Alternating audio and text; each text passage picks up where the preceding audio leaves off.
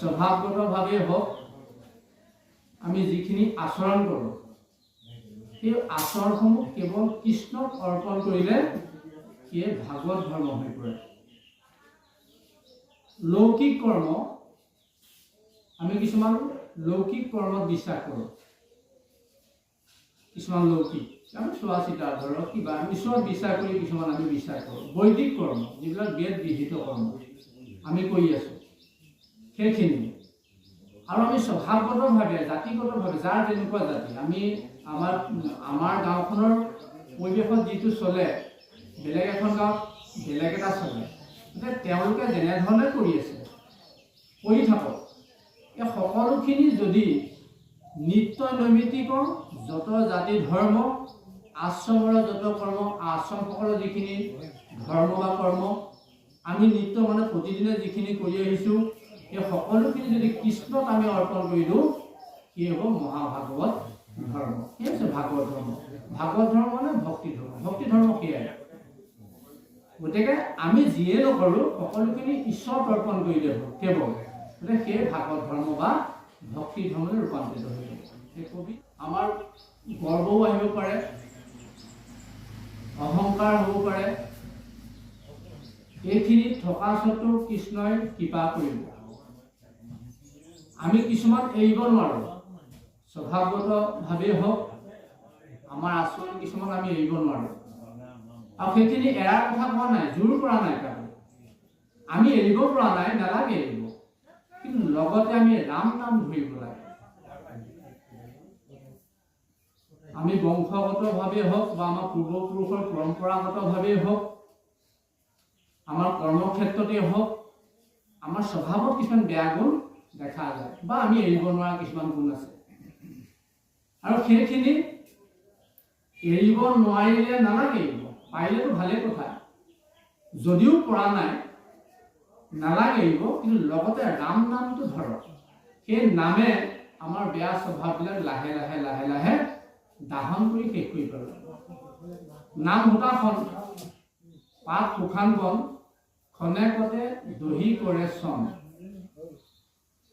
শুকান বনত জুই লাগিলে যেনেকৈ খন্তেকতে শেষ হৈ যায়, আমাৰ সেই আচৰণগতভাৱে আমাৰ যিখিনি বেয়া গুণ বা অশুদ্ধ কৰ্ম আছে সেই অশুদ্ধ কৰ্মখিনি নামে দাহন কৰি শেষ কৰি পেলাব। আমি যেতিয়া ঈশ্বৰৰ বিমুখ হ'ম কেৱল কৰ্মক্ষেত্ৰত কেৱল দেহৰ অভিমানত আমি যেতিয়া মায়াত বুৰ যাম তেতিয়া বিষ্ণু মায়াই আমাক আগুৰি ধৰে। যেনেকৈ মা যশোদাক বিষ্ণু মায়াই নিজৰে পুত্ৰ যে ঈশ্বৰ সেই কথা পাহৰাই আছে। আমাকো আমি যদি ঈশ্বৰ বিমুখ হওঁ এই দেহৰ অভিমানত আমি ময়ে কৰিছোঁ, মোৰ দ্বাৰাই হৈছে, ময়ে কৰিব পাৰোঁ, এই দেহৰ অভিমানত যদি আমি ঈশ্বৰক পাহৰি পেলাওঁ ঈশ্বৰৰ বিমুখ হওঁ তেতিয়া আমাক কিন্তু বিষ্ণু মায়াই লতি ঘটি কৰিব। কৃপাগুৰু শ্ৰীমন্ত শংকৰদেৱ গুৰুজনা আছে আমাৰ উপদেশদাতা গুৰু আৰু তেওঁকে আমি হৰি বুলি ভাৱনা লৈ আহিছোঁ। যে তেওঁকে গুৰু বুলি তেওঁকে ঈশ্বৰ বুলি ভাৱনা লৈ যি এক চিত্ত হৈ ঈশ্বৰত সমস্ত বুদ্ধি অৰ্পণ কৰিলে তেওঁ এই ভাগৱত ধৰ্ম অৰ্থাৎ ভকতি ধৰ্মটো কি বুজি পালে। ৰাম সিটো ভকতক মায়া এৰিয়াকে প্ৰমাণ পাই মনত চাৰে আন কাম নেৰে গুণ নাম উপজয় ৰতি কৃষ্ণ হেন বা বুলিবা বিষয় লোকত আছে তম ভয় অহংকাৰ শিশবৰ কেন হৈবে কৃষ্ণত ভকতি অবেবিচাৰ। আমি যিখিনি কৰ্ম কৰি আছোঁ বিষয়ী কৰ্ম এই কৰ্মখিনি কৰাৰ লগতে যদি আমাৰ কৃষ্ণৰ নামৰ প্ৰতি আমাৰ ৰতি হয়, কৃষ্ণ কওক, ৰাম কওক, মাধৱ কওক, যোনে যি নাম ভাল পায়, এটা নাম যদি আমাৰ ৰতি হয়, এটা নামত যদি আমাৰ ৰতি উপজি যায়, সেই নামে আমাৰ বিষয়ত যি দম্ভ অহংকাৰ উপজে, সেই দম্ভ অহংকাৰসমূহ নাশ কৰি পেলায়। আমি কেৱল এটা অনুষ্ঠানত ঈশ্বৰৰ কৰ্ম কৰাই হওক বা ভকতি কৰাই সম্পূৰ্ণ নহয়। সেইকাৰণে কোৱা হৈছে কিছু ঠাইত যে এই নামেই নাম নহয়, মানে এই নামেই নাম নহয়, আৰু নাম আছে। তেতিয়া কি কথা ক'লে সেইটো কথা? মানে কি, আমি কেৱল অনুষ্ঠানত জোৰ দিছোঁ। বৰ্তমান সময়ত আমি কেৱল অনুষ্ঠানত আমি সাত্বিক আহাৰ খাইছোঁ, অনুষ্ঠানত সাত্বিক আহাৰ লৈছোঁ, অনুষ্ঠানত সাত্বিক পোচাক পিন্ধিছোঁ, অনুষ্ঠানত সাত্বিকভাৱে আমি আচৰণ কৰিছোঁ, অনুষ্ঠানত সাত্বিকভাৱে আমি ব্যৱহাৰ, কায় বাক্য মন আমি কেৱল মাত্ৰ অনুষ্ঠানতহে কৰিছোঁ। যদি কেৱল অনুষ্ঠানতে কৰিছোঁ, বাকী সময়ত নাই কৰা, তেতিয়াহ'লে কিন্তু কৃষ্ণৰ কৃপা প্ৰাপ্ত কোনো হ'ব নোৱাৰে। ই একমাত্ৰ অনুষ্ঠান মানে ব্যৱস্থা, অনুষ্ঠান মানে এক ব্যৱস্থাহে মাত্ৰ। ই প্ৰাৰম্ভিক ষ্টেজ মানে LP স্কুল। আমি প্ৰথমতে ক খ গ ঘ শিকিব লাগিব। আমি চিধাই জানো হাইস্কুল বা আমি উচ্চতৰ মাধ্যমিকলৈ যাব পাৰোঁ? আমি প্ৰথমে ক খ গ ঘ শিকিব লাগিব। এই প্ৰাৰম্ভিক স্তৰটোহে কেৱল এই অনুষ্ঠানে প্ৰদান কৰে। ইয়াৰ আগত কিন্তু কামখিনি নিজৰহে। অনুষ্ঠানত কেৱল এটা প্ৰাৰম্ভিক ষ্টেজ দিছে। ঘৰতে যেনেকৈ ফটকৈ কিবা এটাত কাটিলে, ঘৰতে থকা যিকোনো এটা কলগেট হওক, বৰপৰা হওক, মলম এটা লগাই পিছবেলালৈ আমি ডক্টৰৰ তালৈ যাওঁ। সেই ডক্টৰৰ তালৈ যোৱাটো হৈছে আচল যিটো ষ্টেজ, সেইটো। আৰু ঘৰতে থাকি ফটককৈ যে লগাই পেলাই এই 2 ঘণ্টা সময়ৰ কাৰণে বাচিলোঁ, সেই ব্যৱস্থাটো হৈছে এটা অনুষ্ঠান। গতিকে আমি কেৱল অনুষ্ঠানত হ'লে নহ'ব, আমি ঘৰতো একেই হ'ব লাগিব। আমি যদি অনুষ্ঠানত সাত্বিক আহাৰ ল'ব পাৰিছোঁ, ঘৰত কিয় ল'ব নোৱাৰোঁ? আমি যদি অনুষ্ঠানত আমি মানুহক ভাল ব্যৱহাৰ কৰিছোঁ, শ্ৰদ্ধা কৰিছোঁ, ভকতি কৰিছোঁ, আমি ঘৰত কিয় কৰিব নোৱাৰোঁ? তেনেধৰণৰ ভাৱ জুৰিলে নহ'ব। আমি ভাৱে জুৰিব লাগিব। আমি ভাৱৰে সকলো, আমি ভকতৰ ভাৱে সকলোৱে লৈছোঁ, কিন্তু সেই ভাৱটো এনেধৰণৰ হ'ব লাগিব যাতে আমুকৰ গাঁৱৰ সেই সীমান্ত নামৰ ল'ৰাটোৱে কৃষ্ণ ভাও লৈছিলে, খাইলাখ কৃষ্ণও কালি ভাওনাখন চাই বৰ ভাল লাগিল। গতিকে আমি ভাও ল'ব লাগিব কেনেকৈ? ভকতৰ ভাওটো যে লৈছোঁ, আমি সেই ভাওটো খুব সুন্দৰকৈ কৰিব লাগিব। মানে এইজন সঁচাকৈ কিবা ভকত লাগেও, সেই ভাৱনাটো আহিব লাগিব। সেই ভাৱনাটো আহিবলৈ হ'লে আমি প্ৰতি মুহূৰ্ততে ঈশ্বৰৰ নাম, যিকোনো এটা নাম, ৰাম হওক, যদু হওক, মাধৱ হওক, কৃষ্ণ হওক, এটা নামত কিন্তু আমাৰ অতি উপজিব লাগিব। খাওঁতে, শুওঁতে, ক'বলৈ যাওঁতেনে, প্ৰতি মুহূৰ্ততে। আমি কেৱল অনুষ্ঠানত ল'লে নহ'ব ঈশ্বৰৰ নাম, আমি ঘৰতো ল'ব লাগিব। যদি তেনেকৈ লওঁ, ইয়াকে কৈছে ভাগৱত ধৰ্ম। সেই হৈছে ভাগৱত ধৰ্ম। তেতিয়া কি হ'ব? এই মায়াময় বিষয়সমূহ পুত্ৰ দ্বাৰা, দ্বাৰা মানে পত্নী, পুত্ৰ মানে সন্তান, পুত্ৰ মানে কন্যা বা পুত্ৰ, দুয়োটাকে কোৱা হৈছে যে এই বিষয়সমূহ আমাৰ ক্ষণেকতে শেষ হৈ যাব। আমি সেই তাতে থাকিম, আমি গৃহাশ্ৰমতে থাকিম, পুত্ৰ দ্বাৰা ধন সম্পত্তিৰ মাজতে আমি থাকিম, কিন্তু সেই ধন সম্পত্তিয়ে পুত্ৰ মায়াৰ আমাক কেতিয়াও অৱশ কৰিব নোৱাৰিব। যদি আমি এটা নামত আমাৰ ৰতি হৈ যায়, সেই মায়াই আমাক কেতিয়াও তলাব নোৱাৰিব। সেই কথা কৈছে। ৰাম হেন জানি যিটো মন নিয়মি, কৃষ্ণক ভকতি কৰ, সেই মহাশয় মৃত্যু ভয়, সুখে সংসাৰ কতৰ। আমি সকলো মৃত্যুৰ ফালে আগবাঢ়ি আছোঁ।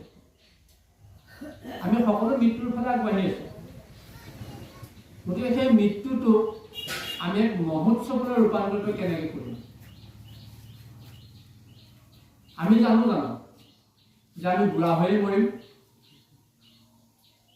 আমি হয়তো 1 ছেকেণ্ডৰ ভিতৰত আমি কথা কৈ আছোঁ, এতিয়া মোৰ হৃদৰোগ হৈ মোৰ হাওঁফাওঁ বিকৃত হৈ মোৰ মৃত্যু হ'ব পাৰে।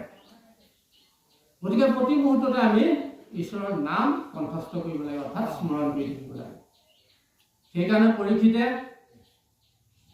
জানে মৃত্যু হয়, এই দেহৰ মৃত্যু হয় বুলি সকলোৱে জানে, পৰীক্ষিতেও জানিছিল। কিন্তু সেই মৃত্যুক কেনেকৈ এটা মহোৎসৱলৈ ৰূপান্তৰিত কৰিব পাৰি তাৰহে উপায় বিচাৰিছিল। সাপে খুটিব, তাৰ ফলত মোৰ মৃত্যু হ'ব, তাৰ ভয়ত নহয়। ইয়াৰ কাৰণ হৈছে যে মৃত্যুৰ সময়ত আমি যিটো ভাৱনালৈ যাম, সেই ভাৱনাৰ অনুৰূপ ৰূপ এটা বা দেহ এটা আমি পাম। ৰজা পুৰঞ্জনে নিজৰ পত্নীৰ কথা চিন্তা কৰি কৰি মৃত্যুবৰণ হোৱাৰ বাবে পিছৰবাৰ তেওঁ নাৰীৰ জন্ম পাইছে, অৰ্থাৎ মহিলাৰ জন্ম পাইছে। পুৰঞ্জনে স্ত্ৰীৰূপ চিন্তিয়া মনত এই সংসাৰত তেওঁ কেৱল চিন্তন কৰিছিল নিজৰ পত্নীগৰাকীৰ কথা মৃত্যুৰ সময়ত। সেইকাৰণে মৃত্যু হোৱাৰ পাছত তেওঁ এগৰাকী মহিলা হৈ জন্ম হৈছিল। আৰু ঘৰতে তেওঁ বৈষ্ণৱ আছিল, কিন্তু যেতিয়া দেখিলে যে গৰ্ভ অৱস্থাত হিৰণৰ পোৱালি এটা সেই মাক হিৰণীজনীৰ পৰা যেতিয়া গৰ্ভাৱস্থা হৈ তেওঁ ভূমিষ্ঠ হ'ল, সৰু পোৱালিটো বাঘে খাই বুলি সেই পোৱালিটো লালন পালন কৰি মৃত্যুৰ অৱস্থাত মোৰ মৃত্যু হ'লে পোৱালিটো কেনেধৰণে থাকিব বুলি চিন্তা কৰাৰ বাবে পিছৰ জন্ম হৰিণৰ জন্ম পাইছিল। তথাপিও তেওঁ পূৰ্বজন্মৰ যেতিয়া সংস্কাৰ আছিল, সেইকাৰণে 18 বছৰ সেই হৰিণৰ বয়স হওঁতেনেই মৃত্যুবৰণ কৰি পুনৰ জড় ভৰতৰ এটা মনুষ্য শৰীৰ তেওঁ পাইছে। সেইকাৰণে মৃত্যুৰ সময়ত আমাৰ মন প্ৰাণ, আমাৰ ভাৱনা যাতে ঈশ্বৰত থাকে, সেই কথালৈ লক্ষ্য কৰি ৰজা পৰীক্ষিতে চিন্তন কৰিলে যে মই এতিয়া কি কৰা উচিত। সেইকাৰণে মহাভাগৱত মহামুনি শুকদেৱৰ পৰা 7 দিন 7 ৰাতি শুনিছে। যদিও শেষ মুহূৰ্তত তক্ষসাপ সন্মুখত থিয় হৈ আছে, সেই তক্ষকলে তিলমানো ভয় কিন্তু পৰীক্ষিতে কৰা নাছিল। তেওঁ সেই তক্ষকডালকো ঈশ্বৰ ৰূপতহে দৰ্শন কৰিছিল। তেওঁ কেতিয়া মৃত্যু হয় তাৰ বাবে বাট চাই আছিল যে মোৰ এই দেহটো এৰিব লাগে, অৰ্থাৎ মই ঈশ্বৰক বিলীন হ'ব লাগে। গতিকে আমাৰ 1 ছেকেণ্ডৰো গেৰাণ্টি কাৰো নাই। আমি যে কম বয়সত মৰিম, এতিয়া আমাৰ বৰ্তমান সময়ত কিছু লোকবাৰ্তা চলে যে কোনোবা এজন যদি সোনকালে অতি সহজতে মৃত্যুবৰণ কৰে তেওঁ পপীয়া বা অৰ্থত তেওঁ পাপী বুলি ঘোষণা কৰে সমাজত। কিন্তু সেয়া ভাগৱতৰ সিদ্ধান্ত নহয়। ভাগৱতৰ কোনো বয়সৰ সিদ্ধান্ত নাই। যদি মোৰ 85 বছৰে হৈছে, মই যদি ভক্তি কৰা নাই, ভাগৱতৰ সিদ্ধান্ত তেওঁ 1 বছৰো হোৱা নাই। যদি মোৰ ভক্তি কৰা 5 বছৰ হৈছে, তেতিয়াহ'লে ভাগৱতৰ সিদ্ধান্ত তেওঁৰ বয়স মাত্ৰ 5 বছৰ। কিন্তু ৰজা পৰীক্ষিতে 29 বছৰ বয়সত তেওঁ এই দেহ ত্যাগ কৰিছে। ৰজা পৰীক্ষিত মহাভাগৱত বৈষ্ণৱ আছিল। তেওঁ 29 বছৰ বয়সতে তেওঁ এই শৰীৰ এৰি তেওঁ গুচি গৈছে। তেওঁ কোনোবা এজন মানুহ যদি সোনকালেও মৃত্যুবৰণ কৰিছে, তেওঁ পাপী নহয়, কিন্তু তেওঁ কেনেধৰণে মৃত্যু কৰিছে সেইটোহে আচল কথা। সেইকাৰণে আমি প্ৰতি মুহূৰ্ততে ঈশ্বৰৰ নাম মনত ৰখা উচিত। কেৱল যে আমি অনুষ্ঠানতহে ঈশ্বৰৰ কৰ্ম কৰিম বা অনুষ্ঠানতহে ভকতি কৰিম এনে নহয়। সেইকাৰণে কৈছে হেন জানি যিটো মনক নিয়মি কৃষ্ণক ভকতি কৰৈ, সেই মহাশয় এৰাই মৃত্যু ভয় সুখে সংসাৰক তৰৈ। মনক নিয়ম কৰিব লাগিব। অৰ্জুনে বাৰে বাৰে প্ৰশ্ন কৰিছিল, হে সখা, হে যদুপতি, মনক নিয়ম কৰা ইমান সহজ কথা নহয়, মন বৰ চঞ্চল। যেনেকৈ ঘোঁৰাৰ পোৱালিবিলাকে চেকুৰি থাকে, অনবৰতে 1 মিনিট 1 ক্ষণ ৰৈ থাকে, আমাৰ মনটো তেনেধৰণৰ। আমি সুশৰীৰে এটা বেয়া কৰ্ম নাই কৰা যদিও মনৰ ভাৱনা যদি বেয়া, সেই কৰ্মটো আমাৰ খোৱা হোৱা বুজাব, অৰ্থাৎ আমি সেই পাপত লিপ্ত হ'ব লাগিব। সেইকাৰণে আমি সৰ্বপ্ৰথম আমাৰ মন শুদ্ধ কৰিব লাগিব। মনত যদি লেতেৰাৰ কিছুমান আৱৰণ আছে, আমি ভাল কথা কেতিয়াও দেখা নাপাম। আমি সৰ্বপ্ৰথম কি কৰিব লাগিব? আমাৰ মনটো শুদ্ধ কৰিব, অৰ্থাৎ মনটো চফা কৰিব লাগিব। মন চফা কৰাৰ উপায় কি? মন চফা কৰাৰ উপায় হৈছে কীৰ্তন অৰ্থাৎ ঈশ্বৰৰ নাম। সেই ঈশ্বৰৰ নামে আমাৰ মনটো লাহে লাহে আমাৰ মৌলিক নাইকিয়া হৈ যাব। কিন্তু পৰীক্ষিতে জানিছিল 7 দিনৰ পিছত মৃত্যু। তেওঁতো বহুত ভাগ্যৱান। আমি জানো আমাৰ কেতিয়া মৃত্যু হ'ব? সেইকাৰণে পৰীক্ষিততকৈও বেছি আমি ভক্তি কৰিব লাগে, হয়নে নহয়? পৰীক্ষিতেতো জানিছিল 7টা দিন পাইছে তেওঁ ঈশ্বৰক চিন্তা কৰিলে। কম ভাগ্যৱান নেকি? আমি জানো যে আমাৰ কাইলৈ মৃত্যু হ'ব। যদি জানিলেহেঁতেন ভালেই হৈছে, এতিয়াৰ পৰা মই ঈশ্বৰৰ নামেই ল'লোহেঁতেন কাইলৈকে। আমিতো নাজানো, কিন্তু নাজানো কাৰণে বেছিকৈ আমি ঈশ্বৰক চিন্তা কৰিব লাগে। সেই কথা কৈছে। আমি যিয়ে কৰ্মত লিপ্ত হৈ থাকোঁ, আমাৰ কৰ্ম আমাৰ শৰীৰে কৰিব। মইতো নকৰোঁ কৰ্ম, মই কিয় কৰ্ম কৰিম? মইতো গোলাম নহয়, মইতো কাৰোবাৰ দাস নহয়। মই জানো কৰ্মৰ দাস? মই কৰ্মৰ দাস নহয়। মোৰ কৰ্ম কোনে কৰিব? মোৰ কৰ্ম শৰীৰে কৰিব, মই নকৰোঁ। সেইকাৰণে কৈছে মন আৰু শৰীৰ বেলেগ বস্তু দুটা। মনে কৰ্ম কৰে জানো? নকৰে নহয়। মনে কৰ্ম নকৰে। মনে ঈশ্বৰৰ ভাৱনা ৰখাই থাকক আৰু হাতে ভৰিৰে কৰ্ম কৰি থাকক, একো আপত্তি নাই। মনে যিটো ভাবিব সেইটোহে হ'ব। কিন্তু মনে পাপ কৰে লাগয় জীৱ, মনে পাপ কৰে লাগয় জীৱ। পাপ কোনে কৰে? পাপ মনে কৰে। গতিকে মনে কৰা পাপ এই জীৱটোৱে কিন্তু সুখ দুখ ভুগিবলৈ পাব। সেইকাৰণে আমাৰ মন শুদ্ধ হ'ব লাগিব। মন ফৰকাল হ'লে আমাৰ সকলো শুদ্ধ হৈ যাব। আমাৰ কাণ কৰা হ'ব পাৰে, আমাৰ চকু অন্ধ হৈ যাব পাৰে, আমাৰ জ্ঞান শূন্য হৈ যাব, ভৰি হাত লৰচৰ কৰিব নোৱাৰা হ'ব পাৰে। কিন্তু আমাৰ এটা শক্তি থাকিব, আমাৰ স্মৰণ শক্তি থাকিব, যিটো শক্তিৰ বলত অজামিলে ভাগৱত ধাম প্ৰাপ্তি কৰিছে। অজামিলে জানিছিল যে মোৰ মৃত্যু আগন্তুক মৃত্যু হ'ব। হওঁ 10টা পুত্ৰৰ ভিতৰত এটালৈকে পুত্ৰৰ নাম ল'লে, কোনো নাহিলে। একেবাৰে শেষত সৰু পুত্ৰৰ নাম নাৰায়ণ বুলি তেওঁ মাতিলে। সেই নাৰায়ণ নামটো যে ঈশ্বৰৰ নাম সেই কথাও তেওঁ নাজানে। নাৰায়ণ নাম মাতিলে, কিন্তু তাৰ আগমুহূৰ্ততেই যমদূতৰ কিংকৰে আহি এংকেৰা বেংকেৰা যমদূতৰ কিংকৰে আহি তেওঁ সেই আত্মা হৃদয় বিদাৰি উলিয়াই লৈ গ'ল। যেতিয়া নাৰায়ণ নামৰ স্মৰণ কৰিলে, পুনৰ আহিলে বিষ্ণুদূত। বিষ্ণুদূতে সেই যমৰ কিংকৰৰ পৰা আত্মা পুনৰ কাঢ়ি লৈ অজামিলৰ শৰীৰত পুনৰ প্ৰদান কৰিলে। তেতিয়া অজামিলৰ জ্ঞান চেতনা ঘূৰাই আহিলে যে মই ইমান দিন এইখিনি বিষয়ত লিপ্ত হৈ থাকিলোঁ, এতিয়া মই ঈশ্বৰৰ নাম ল'ব লাগিব। কাৰণ নাৰায়ণ বুলি কওঁতে হয়তো এয়া ঈশ্বৰৰ নামেই হ'ব পাৰে। সেইকাৰণেতো বিষ্ণুদূত আহিলে যে মই এই নামক ৰতি কৰোঁ। সেই নৰিয়াগাৰে পুনৰ সেই নৰিয়াগাৰে অজামিলে গংগাৰ পাৰত 6 মাহ দিন তেওঁ ঈশ্বৰৰ ধ্যান কৰিছে। 6 মাহ দিন ধ্যান কৰাৰ পিছত তেওঁ বৈকুণ্ঠ ধাম প্ৰাপ্ত হৈছে। গতিকে সেই চেতনাটো আমাৰ এতিয়াৰ পৰা আমি অভ্যাস কৰিব লাগিব। অৰ্জুনকো কৈছিল যে তুমি চিন্তা কৰাৰ প্ৰয়োজন নাই, চঞ্চল মন তুমি যদি অভ্যাস কৰা ঘূৰি আহিব। যেনেকৈ সৰু ঘোঁৰা পোৱালিবিলাক অনবৰতে চেকুৰি থাকে, সেই ঘোঁৰাৰ চালকজনে যিজনে পৰিচালক তেওঁ কি কৰে, সেই ঘোঁৰাৰ কুকুৰে ঘূৰি থাকে। এটা সময়ত সেই ঘোঁৰাৰ লেকামডাল তেওঁ ধৰিবলৈ সক্ষম হয়। আৰু যেতিয়া ঘোঁৰাৰ লেকামডাল ধৰিলে সেই ঘোঁৰাটো ৰৈ দিব। অৰ্থাৎ সেই মনটো আমাৰ ঘোঁৰাৰ সেই সৰু পোৱালিটোৰ লগত তুলনা কৰিছে। আমাৰ মনটো চেকুৰি থাকিব, গৈ থাকিব, কিন্তু আমি যদি অভ্যাস কৰোঁ, সেই অভ্যাসৰ বলত কিন্তু এদিন মনে আমাৰ লগত হাৰ মানি যাব। আৰু যেতিয়া মনে হাৰ মানিব, আমি সকলো আমাৰ জ্ঞাত হ'ব যে সঁচা কি আৰু মিছা কি। আমি মিছাত বুৰ গৈ আছোঁ, সঁচা দেখিম জানো? আমাৰ একেটা সময়তে আমাৰ মগজুৱে দুটা কথা চিন্তা কৰিব নোৱাৰে। যদি মই বেয়া কথা চিন্তা কৰি আছোঁ, ভাল কথাটো চিন্তা কৰিব নোৱাৰিম। যদি মই ভাল কথা চিন্তা কৰি আছোঁ, বেয়া কথা কিন্তু চিন্তা কৰাৰ জেগা এবাৰ ক'ত? খালী জেগা আছে জানো? নাই।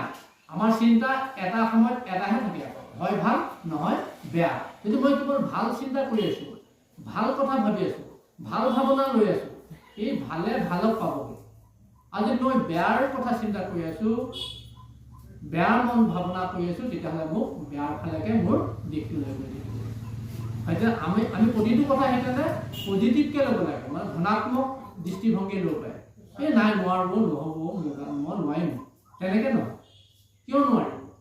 একেবাৰে লঘু কামটো যদি নোৱাৰোঁ, গধুৰ কাম কোনে কৰিব? আমি এতিয়া ডাঙৰ বোজা ভুগিছোঁ, দিনটো হাল পাইছোঁ, দিনটো কোৰ মাৰিছোঁ, ডাঙৰ গধুৰ কাম। ইমান গধুৰ কাম আমি পাইছোঁ, আমি ৰাম নাম ইমান ল'ব কিয় নোৱাৰিম? ৰাম ৰাম ৰাম হৰি হৰি হৰি কৃষ্ণ কৃষ্ণ কৃষ্ণ কৃষ্ণ আমি কিয় কৈ থাকিব নোৱাৰিম? শব্দ কৰি ক'ব নালাগে। শব্দ কৰি কৰিলে আপোনাক কোনোবাই নিন্দা কৰিব পাৰে, নালাগে ক'ব। যদি সেই কথাটো মনে আপুনি ভাবে যে মই কৃষ্ণ কৃষ্ণ কোনোবাই মনত ভাৱনা তেওঁ ভাবিব পাৰে, কিন্তু সেইটো তেওঁ শব্দ কৰি ক'ব নালাগে। ঈশ্বৰৰ নাম নালাগে শব্দ কৰি। আমিতো ঈশ্বৰৰ কৃষ্ণ কৃষ্ণ ভিতৰৰ ফালে কৈ থাকিব পাৰোঁ অনবৰতে, গোটেই খোজতে পাৰি। যাক উপাংশু বুলি কোৱা হয়, তালুৰ অগ্ৰভাগত আমি কৃষ্ণ কৃষ্ণকে প্ৰতি মুহূৰ্ততে কৈ থাকিব পাৰোঁ। আমি ঈশ্বৰৰ কথা অনবৰতে চিন্তা কৰি থাকিব পাৰোঁ।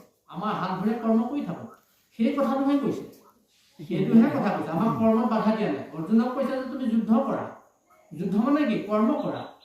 আমাৰ কৰ্ম জানো যুদ্ধ কৰা? আমাৰ কৰ্ম যুদ্ধ কৰা নহয়। মোৰ যিটো কৰ্ম সেইটোৱে মোৰ কাৰণে। মই কোৰমাই আছোঁ, মোৰ কৰ্ম সেইটোৱে, মোৰ যুদ্ধ সেইটো। অৰ্জুনৰ কোৰমোৱা কাম নহয়, ক্ষত্ৰিয় তেওঁৰ কাম হৈছে যুদ্ধ কৰা। তেওঁ যুদ্ধ কৰিব লাগিব। মানে বাৰে বাৰে কৈছে তুমি কৰ্ম কৰা, অৰ্থাৎ যুদ্ধ কৰা। কৰ্ম কৰি যোৱা, ফলৰ বাঞ্ছাহে তুমি নকৰিবা, ফল মই দিম। যেনেকৈ কেঁচুৱাই কান্দিলে যিমান কৰ্ম এৰিও মাকে দুগ্ধ পান কৰে, ঠিক আমি ভক্তবৃন্দৰ ফলৰ আশা ইচ্ছা কৰিব নালাগে, ঈশ্বৰৰ নাম স্মৰণ কৰিব লাগে। আৰু আমি কৰ্মক্ষেত্ৰত কৰ্তব্য ধৰ্মপূৰ্বকভাৱে আমাৰ যিটো কৰ্ম সেইটোকে কৰিব লাগে। যোনৰ যাৰ যি কৰ্ম আছে, কাৰোবাৰ বেপাৰ আছে, কাৰোবাৰ চাকৰি আছে, কাৰোবাৰ যাৰ যি কৰ্ম সেই কৰ্ম তেওঁ কৰিব পাৰে। কিন্তু কৰ্ম হাতে কৰে, ভৰিয়ে কৰে, মানুহেতো নকৰে কৰ্ম, মনে নকৰে, আত্মাই নকৰে, শৰীৰে কৰিব কৰ্ম, সেই কথাটোহে কৈছে।